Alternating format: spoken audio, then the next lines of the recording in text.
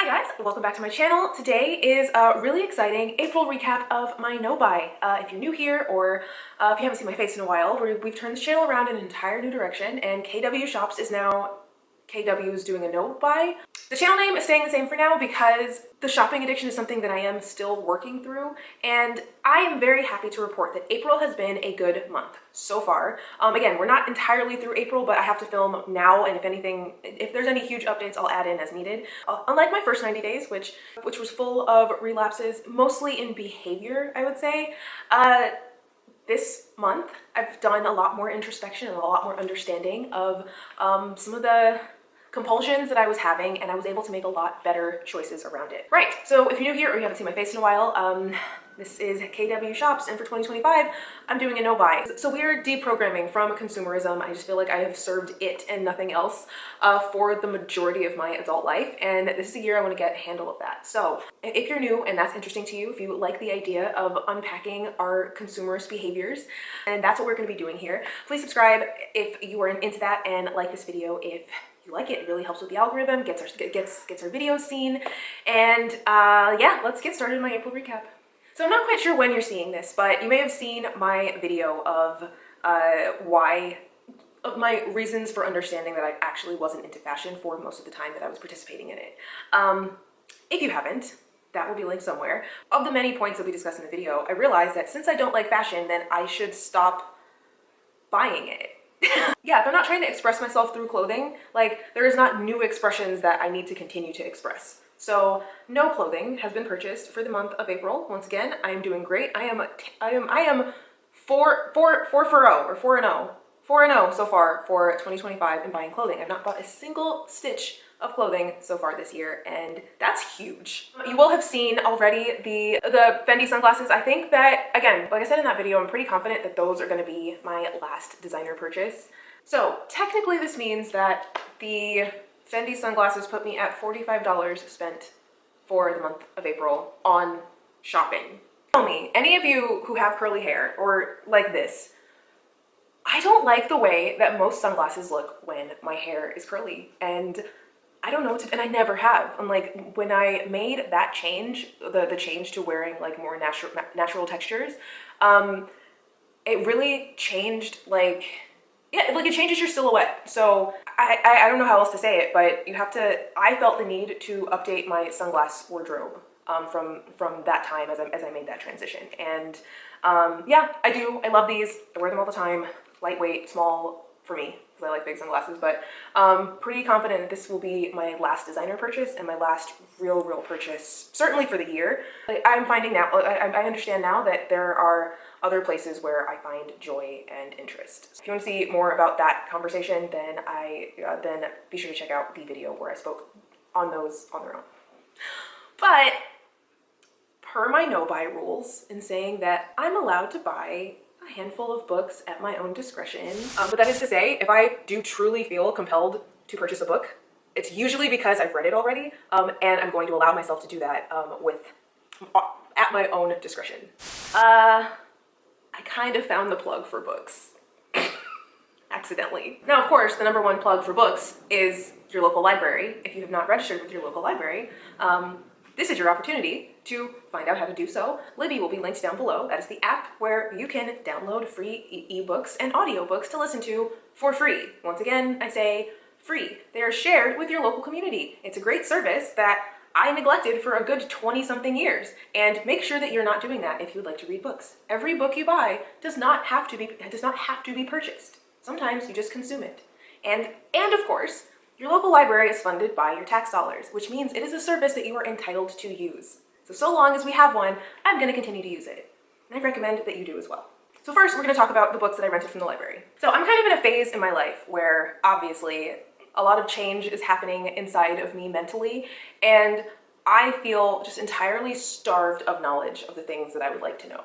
So that's where I'm feeding my time and attention, where before I was feeding it on, you know, getting sales and getting deals. Now I'm fixating it in a new direction where I'm learning about new ideas, new perspectives, histories, with some fiction.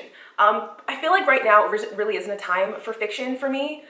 That's why most of the books I'm reading are nonfiction in this age, are nonfiction currently, with the exception of The Children of Blood and Bone. That one I started, but I didn't finish because, again, there's only so many hours in the day, and even on audiobook, even at 1.25 speed, I wasn't able to finish it. So that one I'm back on the wait list for.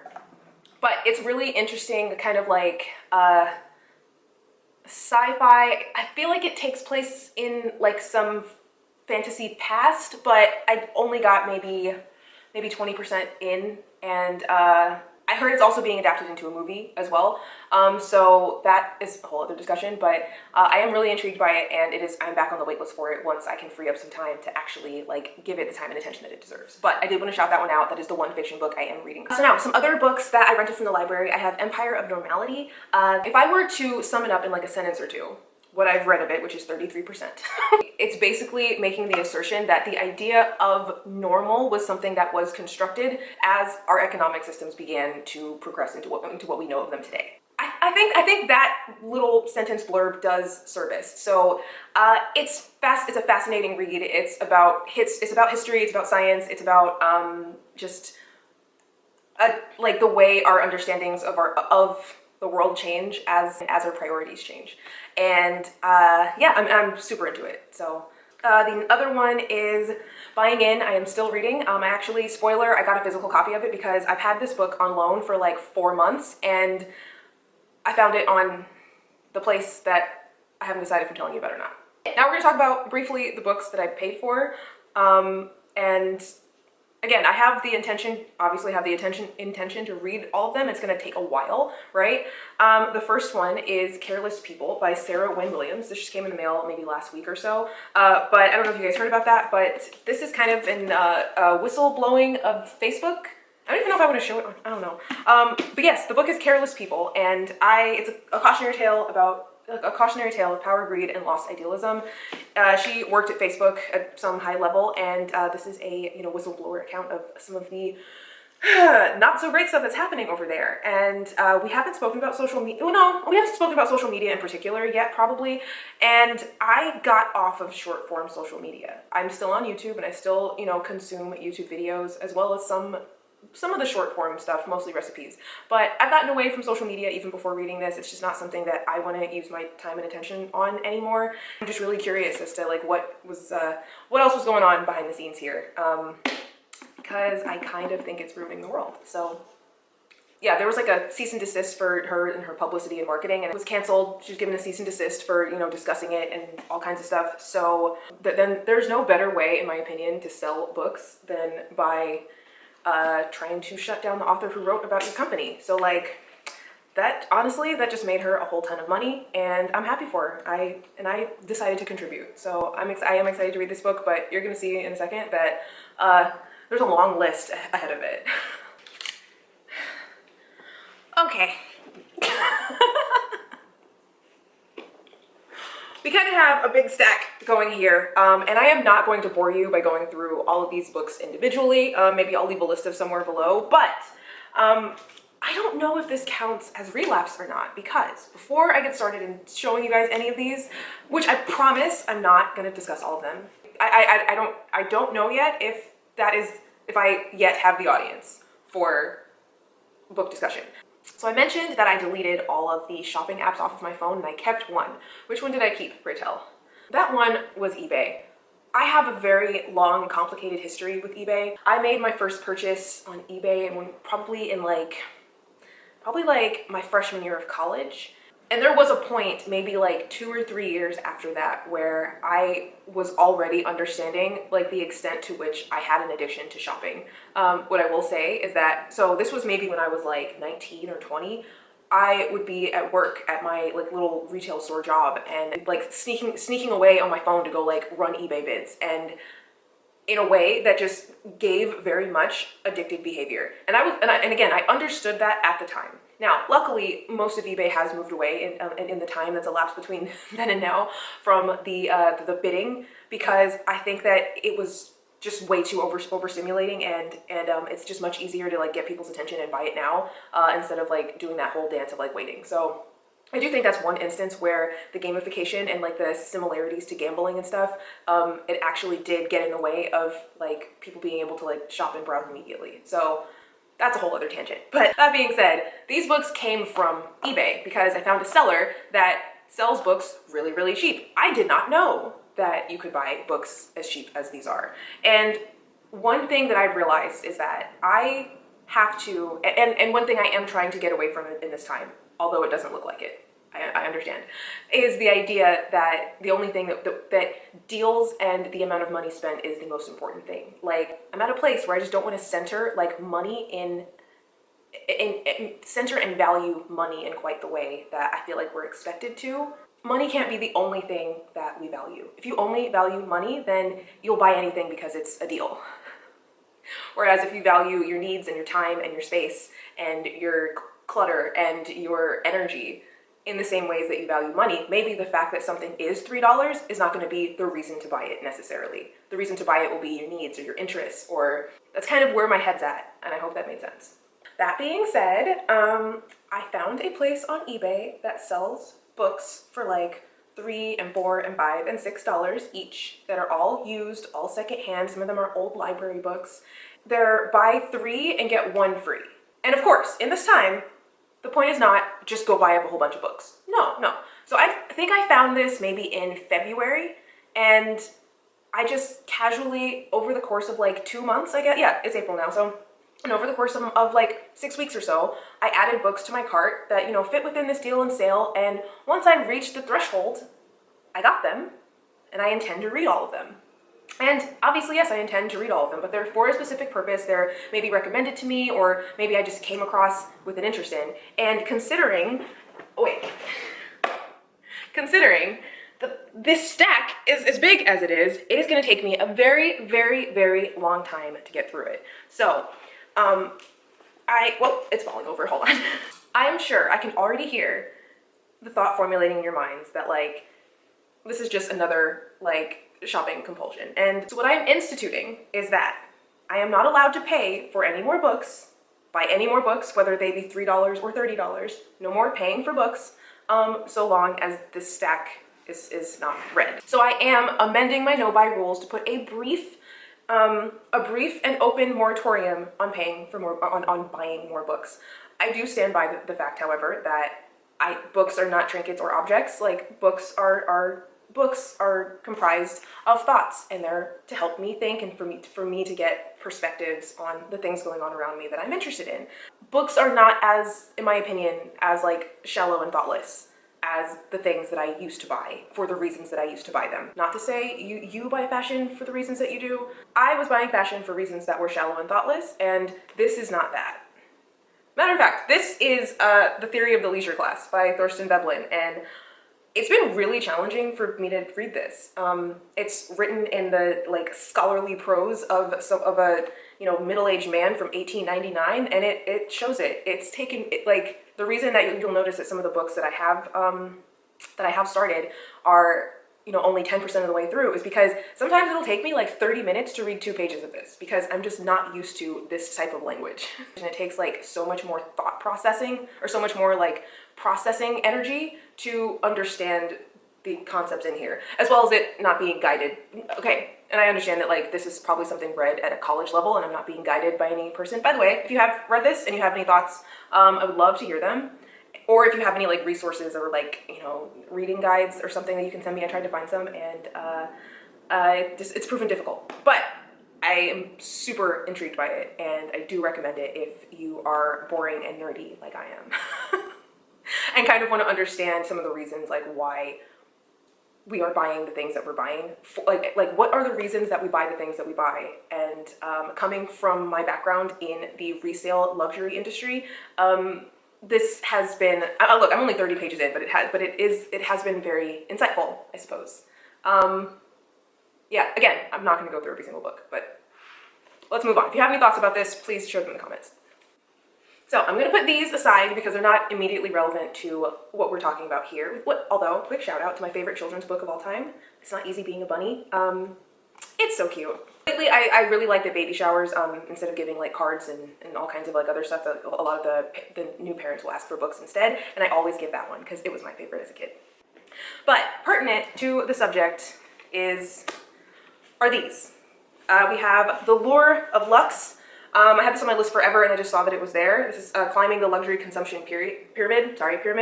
And I think it was written around 2008 or so. It was just on my list forever and I saw that it was there for like $3, so I picked it up. This one is Buying In that I've been trying to read on the library app for like since probably December, and I decided to just buy it. But yes, this is the secret dialogue between what we buy and who we are.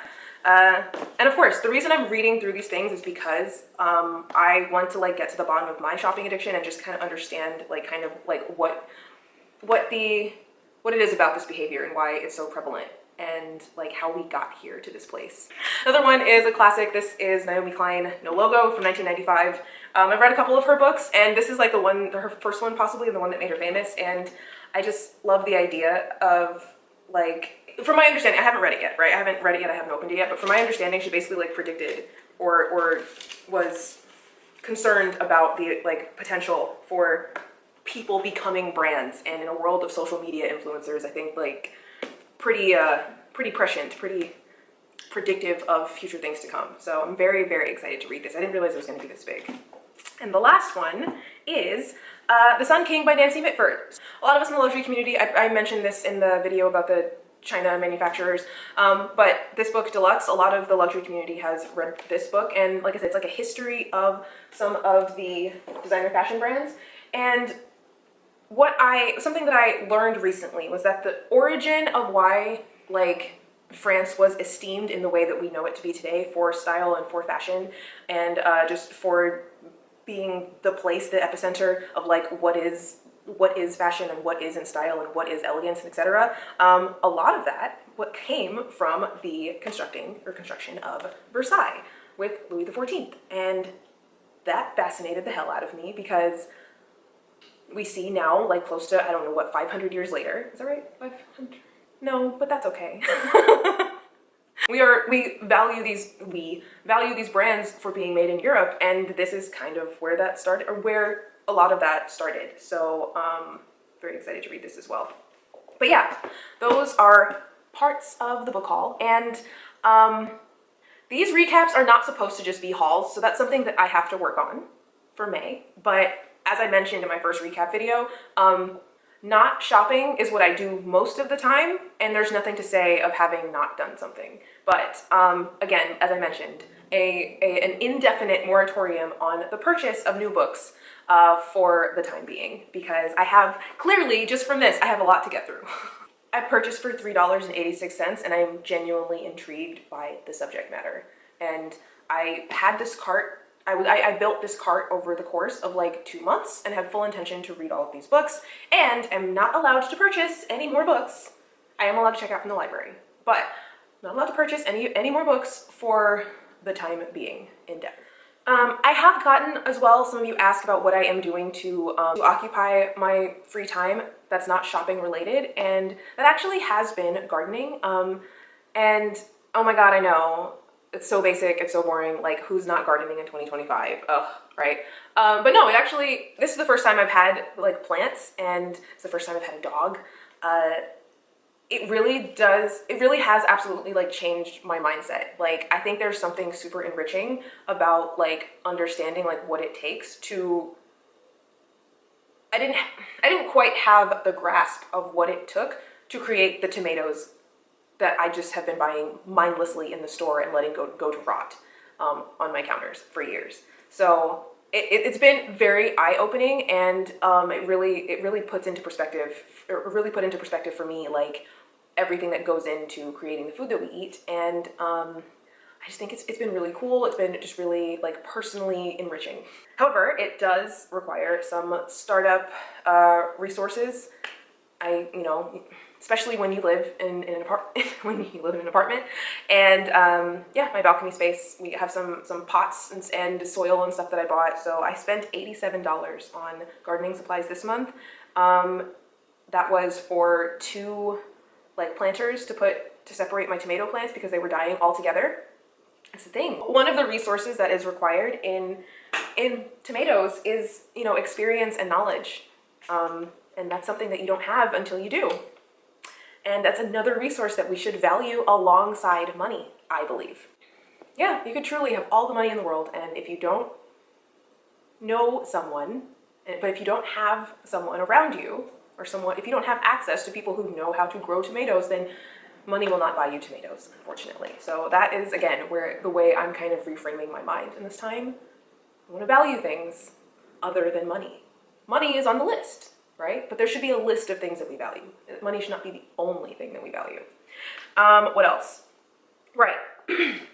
So part of this whole gardening bit is that it has me understanding like the difference truly between needs versus wants. I have watched and seen what happens when I do not give those plants like the resources that they need, which is a need, and the result is that they die. These poor plants, like this is not supposed to be an experiment where I'm just like killing plants for no reason. But now I'll say I actually don't want to have multiple planters. But if I'm gonna have multiple tomato plants, then the tomatoes themselves require their own space. And I guess, yeah, it's cementing it, and it's exhibiting to me the difference between a need purchase and a want purchase. Yeah, because like not moving them into separate pots means that they die. They're competing for the nutrients of the soil. Listen, I'm like 2 months into this. I have nothing to teach you about gardening. Last but not least, I started saving my empties. I have a bag. I was never doing this before, and because I was never like hugely into the beauty community, it never occurred to me to do that until relatively recently. So starting this month, I started saving them, and once I fill up the bag, then maybe I'll go through some of the stuff.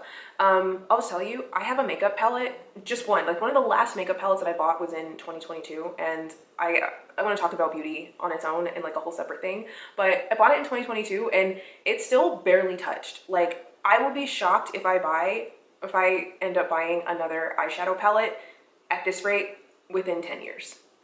And yeah, it's just really taking into showing me with these empties how much, what I'm actually using and how much I'm using it and how frequently it actually needs to be replaced. So, so far in it are like some soaps and a couple of lip glosses. And that's not because I just use them up in the month. It's because I would just buy lip gloss as a way to like get my Target order up to $35 so it would ship. Like I would do stuff like that. And then, you know, that's creating, like I have an upstairs lip gloss, a downstairs lip gloss, one in my car and one in a couple of all of my bags. And while it was very convenient and I do wear lip gloss like all the time, is it normal to have a lip gloss for everywhere you go? I don't know that that's normal. Huh, I have to digest that. I guess the only other update is that now that it is April and I have relaunched the channel, my screen time again is shot because I'm interacting with YouTube in a way that I wasn't prior to this. So I definitely want to revisit a lot of the tips and part of the discussion that I had around screen time hygiene in the video where I talked about that. I'm going to go back to cutting up the dog treats as well as reading some of the books. But yeah, otherwise, I think April was a very successful month. And I'm happy with how I did, in spite of, you know, buying a pair of sunglasses, which in the grand scheme of things is not that big of a deal. So with that, I will leave it here. Please let me know if you have any thoughts or if you have any no-buy feedback or ideas or anything like that. And I will see you guys in my next one. Bye.